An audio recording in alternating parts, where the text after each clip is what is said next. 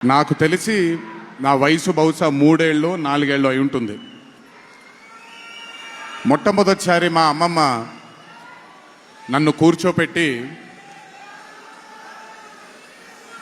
మా ఊరు ఇది, కుందాపుర దగ్గరే మా ఊరు, చిన్నప్పుడు మేము కొన్ని కథలు విని పెరిగాము అని నాకు చిన్నప్పటి నుంచి కొన్ని కథలు చెప్పడం మొదలుపెట్టేది.